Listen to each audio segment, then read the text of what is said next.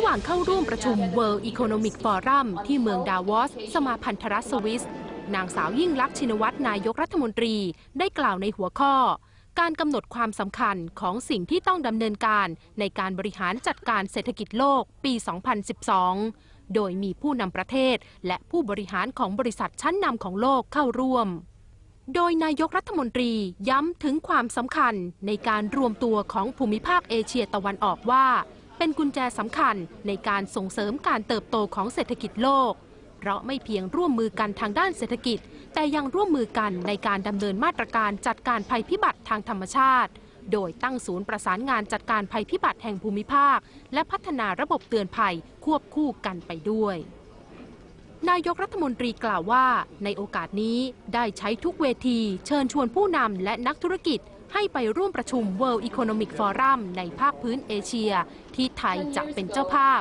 ระหว่างวันที่ 30 พฤษภาคมถึง 1 มิถุนายนและมีสัญญาณตอบรับที่ดีจากนักลงทุนทั่วโลกถือว่าเป็นสัญญาณที่ดีนะคะเพราะว่าหลายครั้งที่เราได้มีการพบกับนักลงทุนก็ทุกๆประเทศก็ยืนยันที่จะอยู่กับประเทศไทยแล้วก็มีสัญญาณที่จะลงทุนเพิ่มเติมอย่างครั้งนี้จากที่เราเชิญก็เป็นถือว่าประเทศเราได้รับการตอบรับค่อนข้างดีค่ะที่ทุกคนให้ความสนใจแล้ววันนี้โอกาสของประเทศไทยนะคะในขณะที่สถานการณ์โลกต่างๆถ้าเราทำในส่วนของประเทศไทยสร้างฐานของประเทศที่ดีแน่นอนค่ะการลงทุนก็คงต้องมองประเทศไทยเป็นอีกส่วนหนึ่งด้วยนะคะองค์กปากีทั้งนี้นายกรัฐมนตรีเชื่อว่าผลการตอบรับส่วนหนึ่งเกิดจากการจัดงานไทยแลนด์ไนท์เมื่อคืนที่ผ่านมาโดยมีการแสดงทางวัฒนธรรมอาทิรำไทยมวยไทยและสปาไทยและภายในงานได้ย้ำถึงแผนฟื้นฟูแก้ปัญหาอุทกภัยโดยยืนยันวิกฤตจะไม่เกิดซ้ำอีก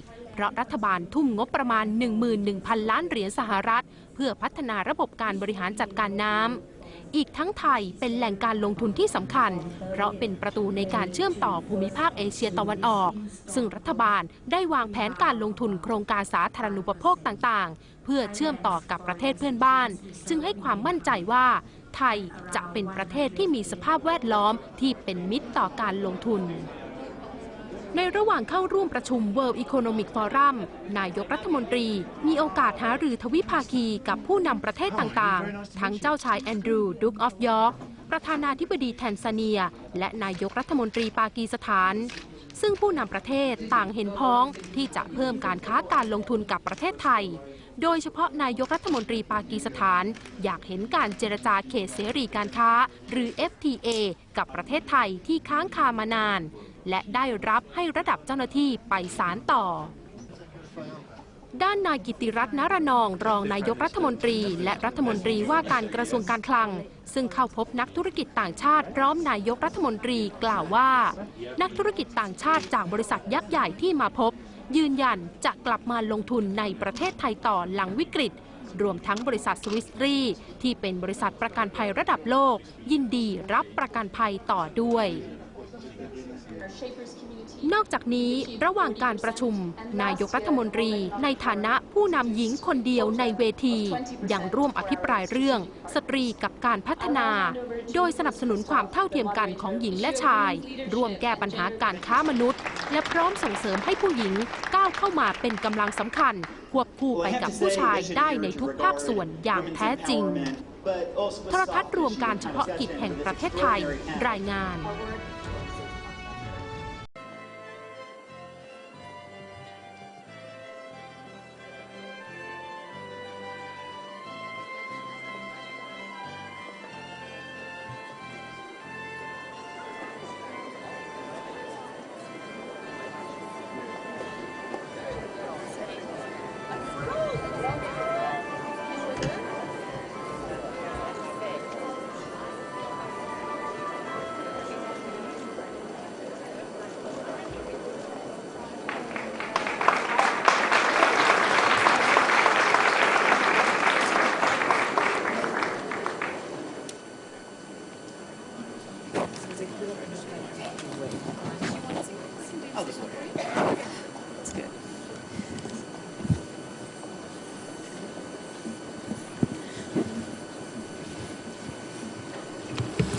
Good afternoon, everyone. Thank you very much for being here. this is the first time, it's a very special moment, this is the first time that the issue of women's leadership and gender gaps is being addressed here in the Congress Hall at the World Economic Forum. I think it's a testimony to the fact that the issue of women's leadership is so critical to today's economy and society. Women make up 1/2 of the human capital that's available to any economy. If that 1/2 isn't educated, isn't healthy, isn't integrated into the economy and into decision-making structures, countries will lose their competitive potential. I'm going to speak just briefly about the Women Leaders and Gender Parity program at the World Economic Forum. There are essentially 3 parts to the program. The first is benchmarking and analysis. Every year we produce a global gender gap report that ranks countries according to the size of their gender gaps, over 130 countries, on health, education, economic participation, and political empowerment criteria. Second, our work focuses on best practices. What are the successful interventions that actually help close gender gaps? And third, we aim to bring together the leaders, influential leaders such as yourself, that can actually help close those gaps and by applying some of that data analysis, policies, and practices. And finally, of course, we aim to increase the participation of women leaders here at the World Economic Forum. 10 years ago, when we started out in this program, there were 9% women present here at Davos. Today, there are 17%. Still some way to go, but there are signs of change. Amongst our young global leaders community and our shapers community, we've achieved 40%. And last year, the World Economic Forum introduced a quota of 20% for our strategic partners. I'll now hand over to Nicholas Christoph, the moderator for our spectacular panel. Thank you. Thank you, Sadia. Well, I have to say that this is something of a milestone. There's been a tradition here to regard women's empowerment as something that is worthy and nice, but also a soft issue and kind of secondary. And to have this discussion with this extraordinary panel being held here in this large hall is really a reflection of the degree to which this issue has grown up and has graduated to a perception that if you want to address the world's key issues, whether it be global poverty or economic development, climate change, insecurity, then you have to do it by educating girls and bringing those educated women into the formal labor force and into positions of power, whether it be here at the World Economic Forum or in the corridors of power all over the world. We have this terrific panel to discuss these issues with. From my left, we have Prime Minister Yingluck Shinawatra of Thailand, the first woman Prime Minister of Thailand. We have Archbishop Desmond Tutu, the Nobel Peace Prize laureate, also chair of the Elders.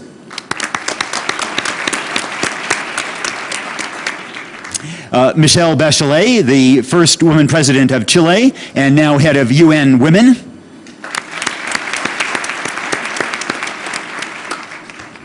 Talal Al-Zain, who is the CEO of Mumtalakat Holdings in Bahrain and a real leader in empowering women in the business community, not only in Bahrain, but around the world.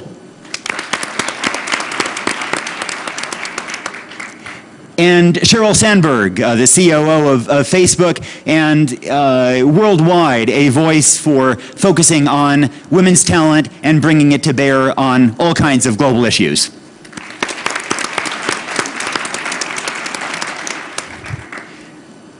When economists try to explain the economic dynamism of Asia, then while there are many different business models country by country in Asia, one thing that they pointed to is the way countries have made increasingly good use of the female half of the population as part of the economic recipe for success across Asia. And I'd like to invite Prime Minister Yingluck to start by giving us her sense of how Thailand has used the female half of its population as part of its extraordinary economic dynamism. Prime Minister Yingluck.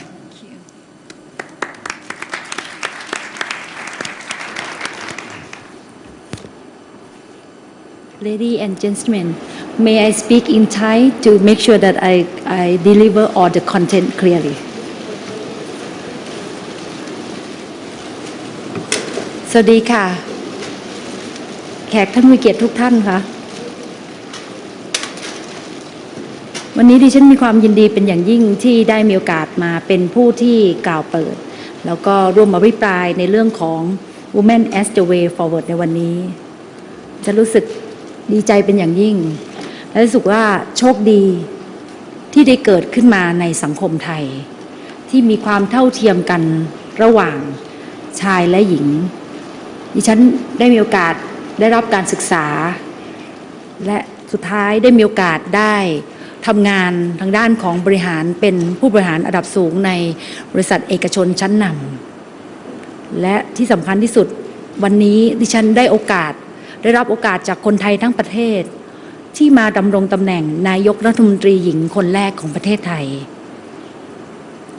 แม้ว่าดิฉันจะรู้สึกว่าตัวเองเป็นคนที่โชคดีก็ตามแต่ทุกวันนี้ในทุกภูมิภาคของโลกผู้หญิงยังต้องเผชิญปัญหาในเรื่องของความเหลื่อมล้ำทางเพศเมื่อเทียบกับผู้ชายแล้วผู้หญิงคงได้รับการได้เฉลี่ยจากการศึกษาพบว่าผู้หญิงได้รับการศึกษาเฉลี่ยต่ำกว่าผู้ชายการเข้าถึงแหล่งเงินทุนก็ยังเป็นไปได้ที่ยากกว่าทำให้รายได้ต่างๆที่นำมาเลี้ยงครัวเรือนนั้นไม่สามารถที่จะพัฒนาเพิ่มพูนขึ้นได้ยิ่งไปกว่านั้นก็ยังมีผู้หญิงที่ตกเป็นเหยื่อของการล่วงละเมิดทางเพศและทารุณกรรมอีกด้วย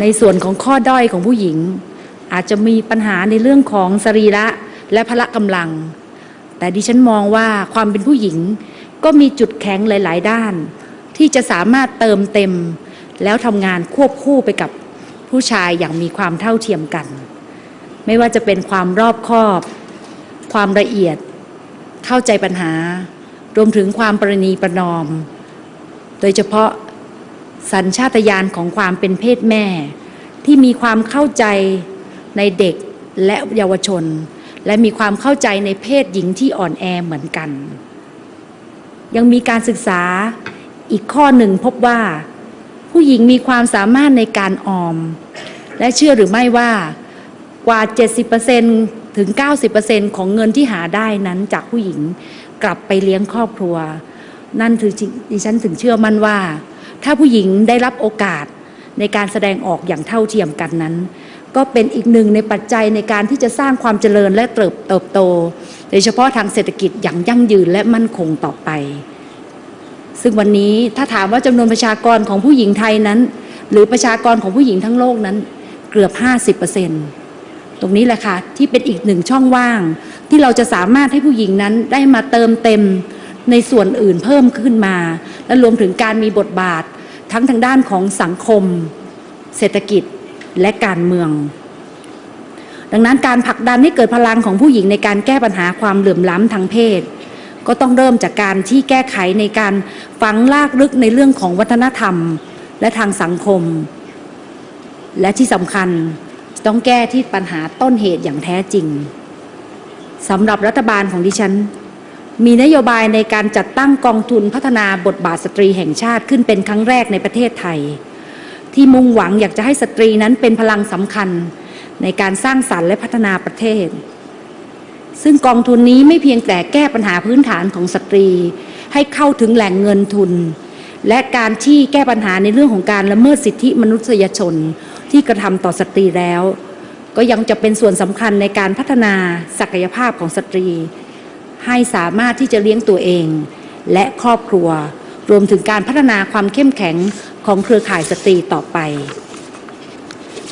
นอกจากการให้การสนับสนุนของสตรีแล้วดิฉันมีความพร้อมที่จะให้ความสนับสนุนในการที่จะพัฒนาเด็กหญิงเพื่อให้ได้รับการศึกษาเพราะเด็กหญิงคนหนึ่งที่กำลังลงทุนในการศึกษานั้นมีคุณค่าและสามารถที่จะสร้างความเข้มแข็งแรงให้กับประเทศเพราะว่าจากสถิติเช่นกันว่าเด็กผู้หญิงที่ได้รับการศึกษาโอกาสในการที่จะถูกล่วงละเมิดทางเพศหรือโอกาสในการที่จะถูกรังแกนั้นน้อยลงและยิ่งให้โอกาสของผู้หญิงได้รับการศึกษาโดยเฉพาะเด็กหญิงนั้นก็จะทำให้โอกาสในการเติบโตของรายได้ในครอบครัวเพิ่มมากขึ้นอีกด้วยดังนั้นก็ยืนยันค่ะว่าทั้งเด็กหญิงแล้วก็เยาวชนและผู้หญิงเป็นส่วนหนึ่งของการพัฒนาเศรษฐกิจและการเมืองโลกอย่างมั่นคง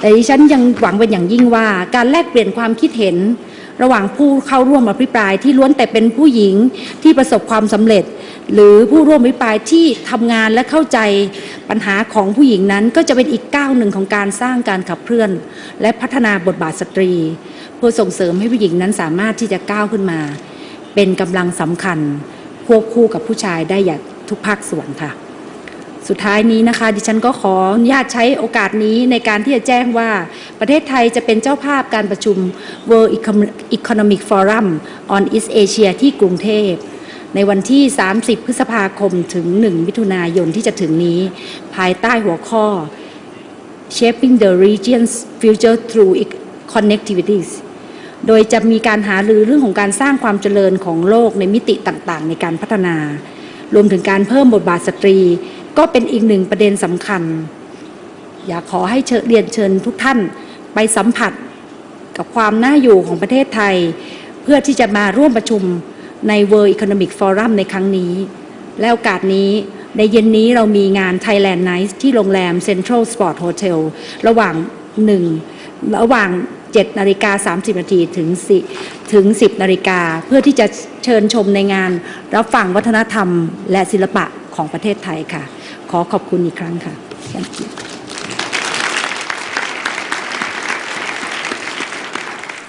Thank you very much, Madam Prime Minister. I should say that in a little bit I'm going to invite some questions from the audience, so keep in mind, think some questions up for just a little bit. Now, Michelle Bachelet, in a sense, your new role as head of UN Women reflects the degree to which the UN sees investing in women as a way to address all kinds of global problems. And you've been, I think, very articulate about the fact that this isn't a matter of charity, but a matter of actually solving problems. That women aren't the problem, they're the solution. Can you talk a little bit about how investing in girls does actually solve global problems? Well, first of all, even Prime Minister mentioned some of them. We know that, for example, when investing in education in girls, and particularly when not only in primary education, but also in secondary education, we will see the important drop on early pregnancy, and that will lead to an important drop of maternal mortality, because the majority of maternal mortality in developing countries is mainly between 15 and 19 years old. So that's an important issue. The other thing is diminish the early marriage, particularly early forced marriage, and it has been seen it diminishes also the risk of getting infected with HIV or acquiring AIDS. The second thing that is very important is in terms that an extra year of primary school produces a boost on a girl's eventual wage on 10 to 20%. An extra year in secondary school has a very important effect, also 15 to 25% in future wages of a girl. The second thing is that when we know, according Food and Agricultural Organization, that if we would give women the same asset, not more than men, in terms of access to land, access to credit, access to technical assistance, water, and so on, it will increase the national yield crops in 4%, and it will permit us take out of hunger 100 to 150 million people. So there's so much evidence that investing in girls and in women is not only, as you say, I say it with other words, I say it's not only the right thing to do, it is the right thing to do, but it's the smart thing to do. If there's an economic return here, I mean, this is a pretty smart community of investors here. If there's an economic return, then why the market invest in girls by itself? Why do we have to intervene? Well, I have been asking myself that question because as you see not only on international community, in any politically correct statement, women are essential. You mentioned it. Women are essential in the MDGs and the development area. Women are essential in the development as a whole, but it's not happening. Why? I believe that probably because we need to work much harder with the business community so they can increase the opportunities for women to have a possibility of better jobs. We need to increase the opportunity. We need also to I would say, work at the country levels in terms of how we ensure that women not only study the traditional study, usually as caregivers with very low salaries, but also go much more in science, innovation, technology, and so on. So there is a part here that must be done by the private sector, but also by governments. Archbishop, you and the elders are addressing all kinds of global problems all around the world, and yet one of those that you and your colleagues have really chosen to focus on has been the empowerment of girls, and in particular the end of child marriage. Why do you give such a priority to focusing on girls? I would have thought actually the answer is obvious. We've already heard that, I mean, when young girls are involved in sexual activity, infant mortality increases. But fairly straightforwardly, the evidence is that, I mean, if we do not, in fact, end child marriage, we can kiss goodbye to 6 of the 8 Millennium Development Goals. I mean, you are not going to be able to do anything about poverty because a child bride has to drop out of school, usually. That means she's not going to be employable, or if employable, at very, very low salaries. The health question, the universalizing primary school education, maternal health, you go on, and it seems like, I mean, why don't we get it into our heads that the solution is straightforward and simple? We won't make it without the women. God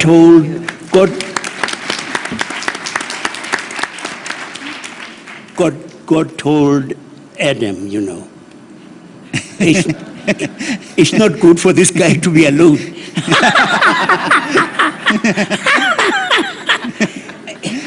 It is part of who we are. It is that we aren't. I'm just thinking, for instance, of things like compassion, gentleness, caring. I mean, those are part of what it means to be feminine. And I think Hitler happened because his mom did not dangle him. And so he ended up with no sense of security and went out to try to prove that he was someone by clobbering others. Women are totally indispensable for the continued existence of our society. Thank you. I need help. I'm looking at the men. Please make sure that they don't have weapons. Everybody's been disarmed, I hope. I'd like to turn the conversation a little bit to what specific kinds of interventions will actually make a difference. I mean, we can agree on the need for much greater equality, but of course, whether we're talking about South Africa or whether we're talking about the corporate suite in New York, there is profound inequality, and we all know that. So what can we actually do to go about creating that greater equality? And to the extent that many of the people here come from the business community, Talal Zain, I'd like to ask you, you're somebody who has pioneered this. What can one do, and and what are the returns from a profit-making point of view? Why does it make good business sense for a company to take those kinds of steps? Sure. Nick, first of all, I look at it from 2 angles to try to close the gap. One is, as Michelle said, it's the right thing to do. But second, and what really motivates me even more, is my ability to generate better performance and better profit for my institution and for the whole of the economy. If I look at the world population, female represent over 50% of the population. If we do not incentivize that big portion of the population to participate in the development of the global economies, we're never going to achieve. We're never going to achieve. We need the whole population. Forget about male, female. All of us, we're part of the same global economy and the world. So we need to work hand in hand. Of course, how can we close that gap? It is definitely, there are different ways. One way that I'm trying to follow, which is an individual interest because of the second reason that I pointed out, the economic reason.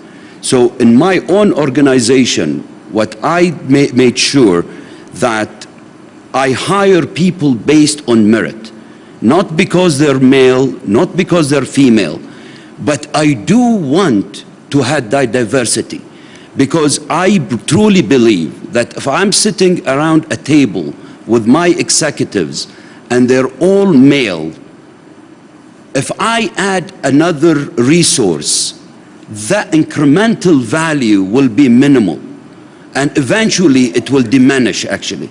If I bring in a female to that table, that person will add different ideas, different angle of thinking, and probably, and not probably, I know that person will improve the performance of the whole team. Now, the way I look at it is the responsibility of the governments, of the policymakers, to initiate from the beginning, on the youth level, that to force it in the education of the youth, to show that male and female are both equal and both needs to contribute to the well-being of each country. Second, and I know it's a controversial area, but quotas. I really believe that quotas, but of course to tie it with merit. I believe quotas are very important. But isn't there an inconsistency there between quotas and merit? Isn't there a trade-off? No, because there are, in all of the studies, Nick, okay, it shows that women, they do better in universities, and they actually contribute. If we look at the Fortune 500, 25 top companies that are, let's call them female-friendly, they showed higher performance.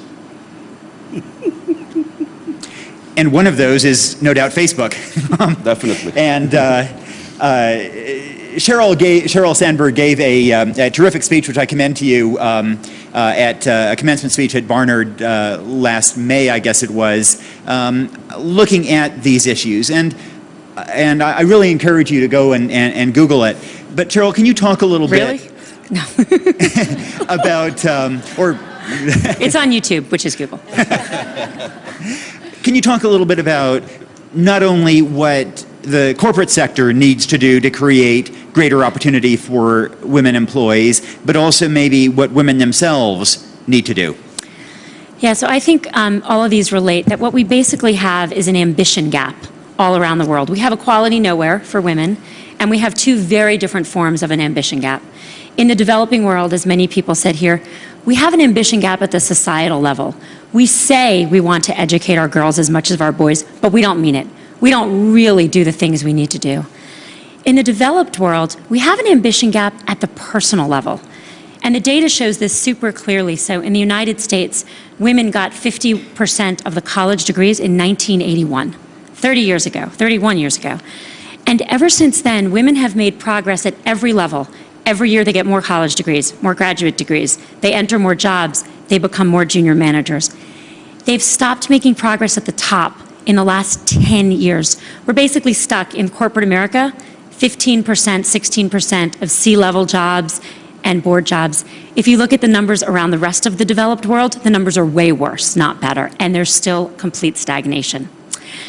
And if you poll women in the developed world, they're not as ambitious as men. So when there was a study in The Economist published, if you ask women to self-identify as very ambitious, in the United States, 36% will say that. In China or Brazil, Brazil is 59%, China is 66%, and India is 85%. And so, ironically, in the places where you have the equality of education and women are even exceeding men, you actually don't have the personal ambition levels. And I could go in all day of the reason, the root cause, but I'll hit them very quickly. We don't raise our daughters to be as ambitious as our sons. Last month, there were T-shirts sold at this Gymboree, which is a very large chain of like kid stores, that said "smart like daddy" for the boys and "pretty like mommy." Not in 1951, last month. Little girls are called bossy. Anyone at Davos was a girl who was called bossy? If you got to Davos, you were that. I was. I challenge you, go find someone and watch them call a little boy bossy. You won't see it. They're not bossy. That's the natural order of things. And then it goes all the way through. We've tried to equalize things in the workforce. We haven't equalized things in the home. In the United States, if a couple both work completely full-time, the woman does more than twice as much in the home as the man. You can't get to equality when you're not in the home.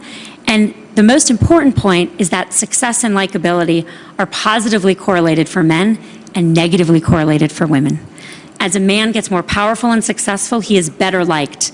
As a woman gets more powerful and successful, she is less liked. So from early childhood through marriage, through adolescence, all the way through, we reward men every step of the way for being leaders, for being assertive, for taking risk, for being competitive.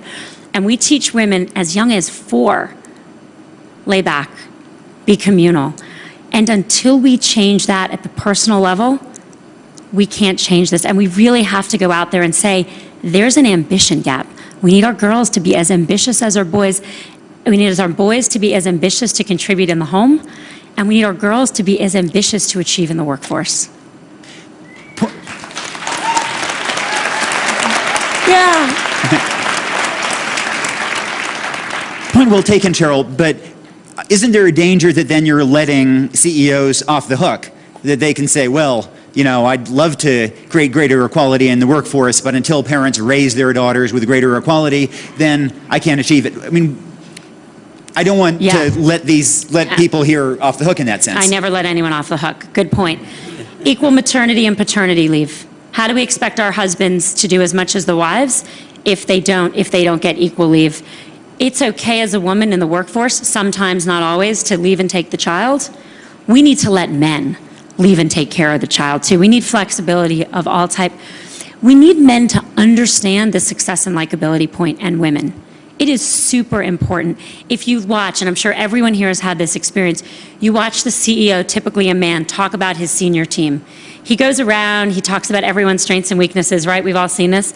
And then he gets to the woman, the one woman who reports to him, and he says, she's great at her job. She's just not as well liked as the men, with no understanding that, of course she's not. That's what the data shows really clearly. We need to understand that when men negotiate for their own salaries, everyone wants to work with them more. But when women negotiate for their own salaries, everyone, men and women, want to work with them less. You teach people that. I talk about this hugely openly. And the next time a woman's sitting across from a man and she negotiates, they have a different reaction. And that really has to come from the top, an understanding that there are different challenges, and that has to come from the very top. So guys, you're back on the hook. Now, we all agree about the importance and the benefits of educating girls, of seeing the girl effect come to pass, of achieving greater equality. And I mean, the World Economic Forum believes in that, and yet 83% of the people here are still male. And so Talal Al-Zain raised the issue of quotas. I'd like to throw that issue among the rest of you. Is that a way to accelerate progress? Would you recommend that? I'll throw that open to whoever wants to grab that. Michelle. Well, the experience of Norway is very interesting. 5-6 years ago, they first of all offered voluntary quota at the boards of the CEOs. It didn't happen, so they had to make it mandatory by law. But after 5 years, when they finish all the boards of their companies, all the studies show higher performance. So it's not, because one of the things is, it's not quota for quota. It's what our women can contribute. What can they do better? And all the studies show that women can improve the performance, being in a board, being in a senior management team, being at different positions. So, and also in politics, the same thing. Women can improve the quality of politics, can improve also the kind of policies that can implement. And really, I think that it's true that we have to link quota with merits. But why do we also only ask that when we're talking about women? We also need men in any position to be with the right capacity and with merit. So I think it's, at the end, it's a false dilemma. Because to women, we ask them to be perfect. We need everyone to be as good as possible. And as you know, India has passed legislation to require 1/3 at any one time of the local panchayat, of the local village councils, to be headed by women. And there's been some very good research showing that it results in better outcomes, and in particular more investment in water, which is traditionally women's work, which different perspectives. Would anybody else like to tackle that issue of quotas? I would say I have lived in a society that judged me on something very silly, the color of my skin. And people talked about us. They legislated about us. And then, lo and behold, they are surprised that because they have not invested in us, they have not asked how we feel about whatever, they are able to pontificate about us. We're doing the same, really, with women. We were discriminated against on the basis of something about which I can do nothing. I mean, I can try until I'm blue in the face. Blue. I can't change the color of my skin. We move from there and we penalize people for something about which they can do nothing, their gender. And we're surprised that having made laws that benefit others, that the performance on this side, oh, well, it will satisfy you. Say, oh, well, look, they're not so good. And then the world looks up and you remove these artificial barriers and the world discovers, hey, there is in fact a Nelson Mandela, coming out of this community. And I believe we are impoverishing ourselves when we do what we do to women. We are actually made for this interdependence, that each brings peculiar gifts and attributes. When we were dealing with the Truth and Reconciliation Commission, somebody studied the Truth and Reconciliation Commission and found out something very interesting. They said, when the men came to the Truth and Reconciliation Commission, almost invariably, they told a story about themselves. Equally, when women came, almost all of them told a story about someone else. About others. Yes. That we we're really impoverishing ourselves, that there are gifts that will develop as they mesh into other gifts. We men find ourselves very interesting. I'd like to now open it up to some questions from the audience. The lights are such that it's hard for us to see, but raise your hand if you'd like to ask a question. We have a couple of mics right here. If you just hand it to somebody with their hands up, that would be great. My name is Song. Hello. Hi. Yes. Hi. My name is Song Ju Kim. No. There's another mic coming toward you, I think. My name is Song Ju Kim from Asia, Korea, where very much speak up a little bit? Yeah, very much women are discriminated because Confucius tradition. I mean, Korea and Japan used to be the worst case. I just like to touch up a few just a simple question or just suggestion or comments. Sir Sandberg, I appreciate what you said. I wonder whether women's leadership always should be based on ambition. We don't have to imitate men. I think it should be more based on vision. We want to inherit better future for our younger generation. Therefore, our vision should be succeed to serve. That's my motto. I just want to touch up because it's knowledge-based economy. You've got to take on leadership anyway, but not the same ambition like a man drive. That's what, look at what happened with this investment banking, destroy whole world. And just to touch up on Michelle Bachelet, I look at the UN. This is such an important entity. I mean, Ban Ki-moon is a good friend of mine. Just such a sad to see such an important cause work like a Copenhagen Treaty failed because Security Council did not say yes. Why is that? Because we are going to now, again, the destroyed environment of our future generations. So my wondering is how you can take on women's initiative, creating on the Facebook or Twitter, whatever, 10 million, 20 million women can talk about this issue. If the UN cannot pass on this, environment issue or, global warming issue by this obstacle of a Security Council, we have to condemn them. So how can you empower with this using IT? We're short on time, so yeah, just one last comment. Stop there and can I just last comment to Thailand? Can I? Just we want to give several people a chance to ask questions. Can I? Could you?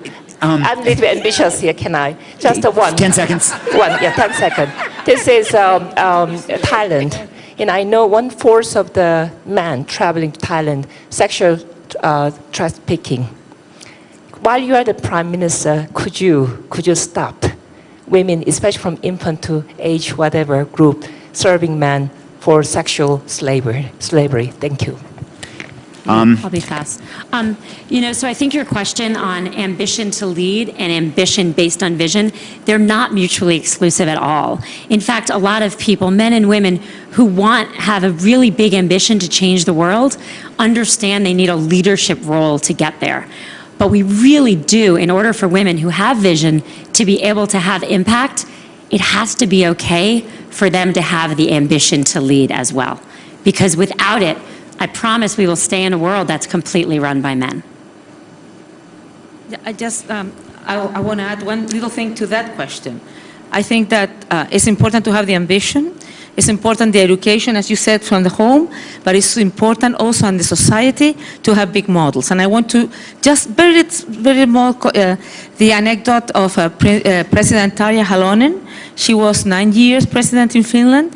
She went to a kindergarten. She asked the kids what they want to be when they were older, and the typical answers, firefighter, doctors, economists, lawyers, and so on. And then she asked a little boy, 6 years old, I said, "Don't you want to be president of Finland?"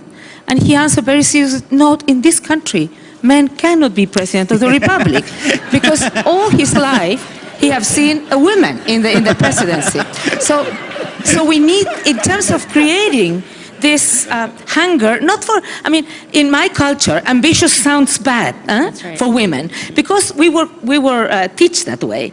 But ambitious can be also a positive force, depends how you use it for. And in terms, very quickly, because I took my time, on Rio +20 and climate change, we have an opportunity now. In June, we have the high-level summit on not only climate change, sustainable development on the 3 pillars, social, economic, and environmental. And we're working very strong to make a reality all these politically correct statements that women are in the central of the solution of environmental and social and development issues. So we are working very strong. We're going to have a very high-level panel with head of states, head of government, female head of state, head of government, but also we want men bias, because as Archbishop Tutu said, we need men and women working for women's rights and women's empowerment. Madam Prime Minister. Yes, to answer you about the problem of women in Thailand. So I think on the positive point that I think the first thing that we have to back to the root cause of the problem, that the education must be in place in terms of give them the chance of study and equalize of the between male and female. So we have to bridge this gap. So that's why like the policy in Thailand, we set up the foundation of female. The first of the objective of the foundation is the first thing that help female to access on the financial, because they need the basic of financial to survive themselves. I don't think that lady will do something that bad for ourselves if they don't have, if they have enough money. So this is the first thing that's why our foundation is start for help women to access all the financial. And second, that give them the opportunities to get the knowledge and help them in terms of the legal, because sometimes without the education, so they don't understand how to survive, understand how to protect themselves, especially the youth, the female youth. So I think this is more important. So that's why we said that education will come, go along with female. And last thing that we need to give the world or everyone to understand the environment or understand the underneath of the female. In fact, that female, as myself, that I can say that as long as if we give the opportunities to them, and of course that male and female on the balance of the male and female must be complement together. And ambitious is important, but the qualification and the capable for this job is even more important. That will be not that's we cannot be separate between male and female. So it will be equalized. So we have to give the chance for both male and female in politics, especially in Thailand. For female will be the symbolic of non-violence. So I saw that if we have the proportion of male and female mixed together, first on the personality, so we can fulfill on the thing that the man did cover. But of course, the male cannot do better than female cannot do better than male in some areas. So that's mean the complement.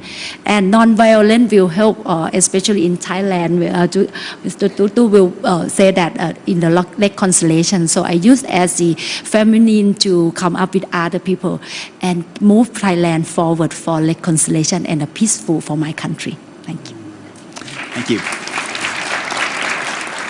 And Madam Prime Minister, I have to also say that you speak better English than I do. Oh, thank you. We'll take maybe a couple more questions and then try to answer them collectively because we're running a little low on time. Thank you very much. I am Margaret Kamar from Kenya, Minister for Higher Education. I want to agree with Sandberg that early socialization of our children shape them differently, and whatever difference is created at the home front gets carried over for a very long time. We only passed our constitution the other day, and in our new constitution in Kenya, we said 1/3 political positions and all positions should go to women. But thank God for you and women, we are still searching for those women to come forward, in spite of the fact that education has given us quite a number of women. I wanted to ask, out of that, the Thailand experience, how did you deal with the socialization, cultural socialization early in the years? How is it that you are okay? You say that you have gender equality at this level. Did you have that issue, and how did you deal with it? Okay, and we'll go ahead and take, I must say there's no ambition gap here in this audience. I'd like to encourage other questions, and we'll just take a few questions and then address them together. Gary Haugen with IJM. Nick, you and Cheryl brought out in Half the Sky the subtext of violent abuse and oppression that exists, really permeates the life of the poorest women and girls in the world, and just interested in signs of hope or interventions that work in that area. Thank you. Hi, I'm Lauren Gunderson. I'm a playwright and a screenwriter, and I'm very interested in sex selection and how the very fundamental unchoosing of girls before they can even prove themselves and provide models for other women in the world, how that affects you, and what thoughts you have on that. Sex selection. Yeah. Let's take those questions, and also let me, just to mix it up a little bit, throw in one more, and then each. And the question I'd like to throw out is whether a world in which there is greater gender parity would look particularly different. And in particular, I mean, it always strikes me that that the strongest, the best advocates I know of for greater equality are not bleeding heart columnists, not any of us here. It's these hard-bitten American generals in Afghanistan, because one of the things they've learned is that if more girls are going to school in a particular district in Afghanistan, there'll be fewer attacks on soldiers there. And so you get these generals sitting around a conference table, and one moment they're talking about airstrikes on the Taliban, and the next moment they're trying to figure out how to get more girls in school, because they know the difference that will make in security in Afghanistan. And so why don't we go with you, Cheryl, and work our way back. Would this kind of a world look different? Would it be different? I started my career working at the World Bank, and I worked on leprosy in India. And the saying at the World Bank at the time, this is the early 90s, was you have to give money, make sure the money goes to the women, because the women will spend it on their children and the men will spend it on whiskey and other women. Not that anyone here would do that.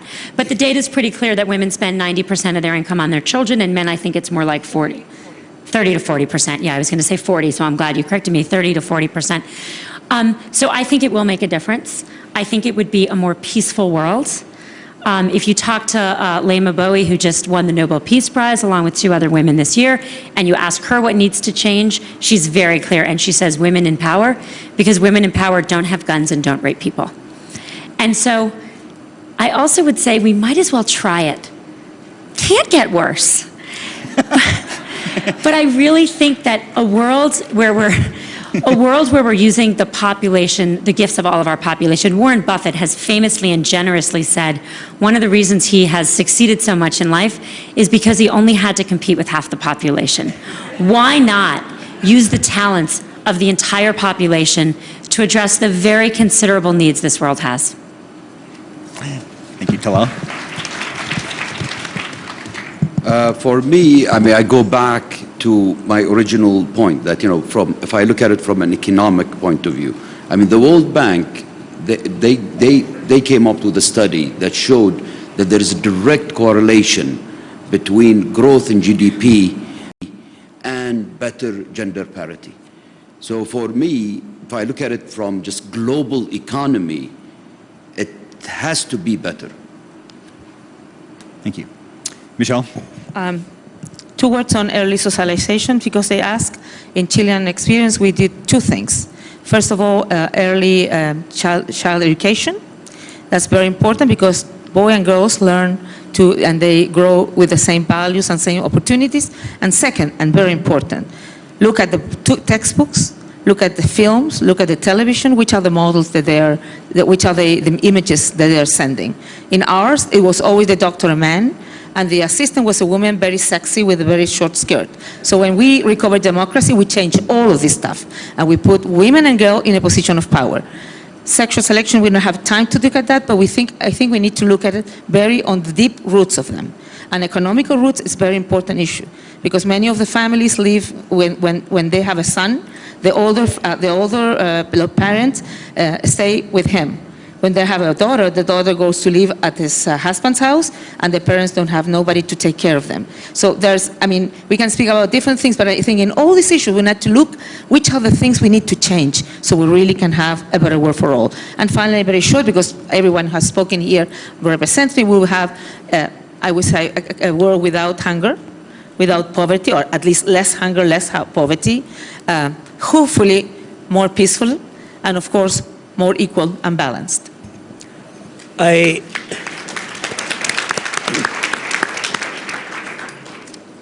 There's no question at all that it would ultimately be a more peaceful world. I've said, I can't think of a mother who carries a child for 9 months in a womb happily and readily saying, I don't mind if this child becomes cannon fodder. I think that women in and of themselves are those who bring to life and are nurturing and help us to become more, the expression, the hand that rocks the cradle rules the world, is true. It is true. It is, I think, I'm not a psychologist, but I think we men, are amongst the most insecure creatures in the world.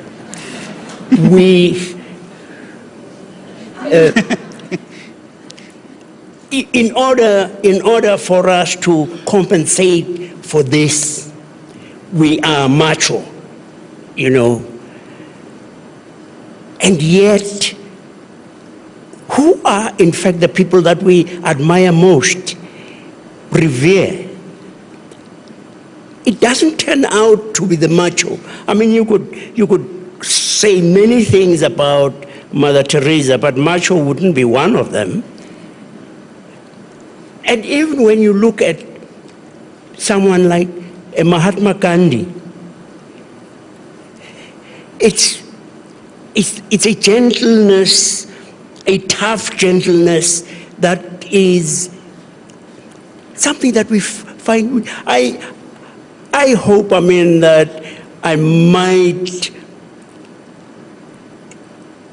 before I go into the grave, see a world which is more gentle, which is more caring, which is more sharing. In our country, we have an expression that a mother can share even the eye of a fly.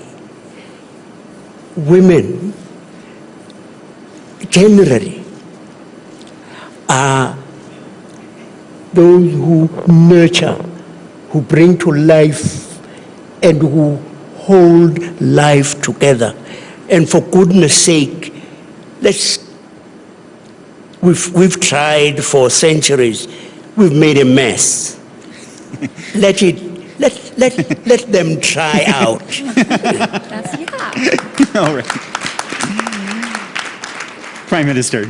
So I think all the speaker has been expressed all the thing, but for me, just really would like to add some more point that if we have women have more chance to be leaders. So I think the first thing on the social, that I already mentioned that we fulfill from the area of the female don't have, male don't have, and the first and another thing that the social, you will see the world has someone who caring all the male and caring all the children, all the kids. So this is the good combination between male and female. And last thing that for the women to be more increase of the number of the leader. So the leader can be both on the private sector and government. For private sector, if you have two combination between male and female, good thing for female is female more detailed and more concentrate.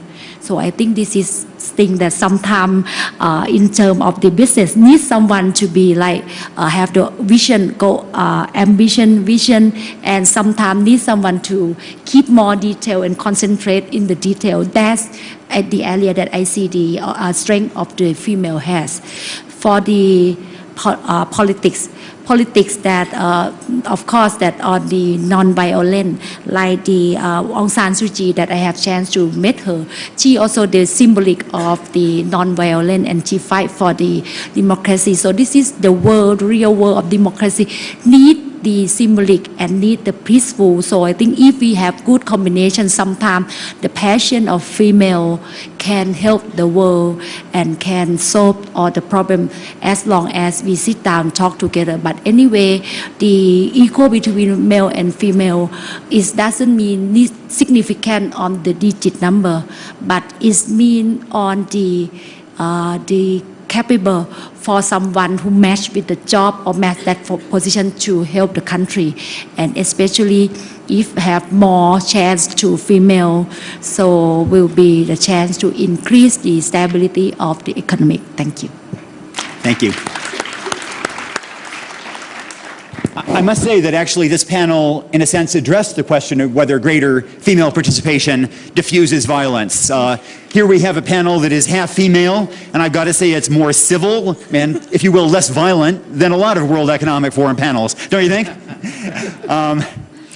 I periodically said that the central challenge of the 19th century was slavery. The central challenge of the 20th was totalitarianism. In this century, it will be to achieve greater gender equality around the world. And I'd like to ask you to please join me in thanking this terrific panel for addressing that issue. Thanks. You are a nice facilitator.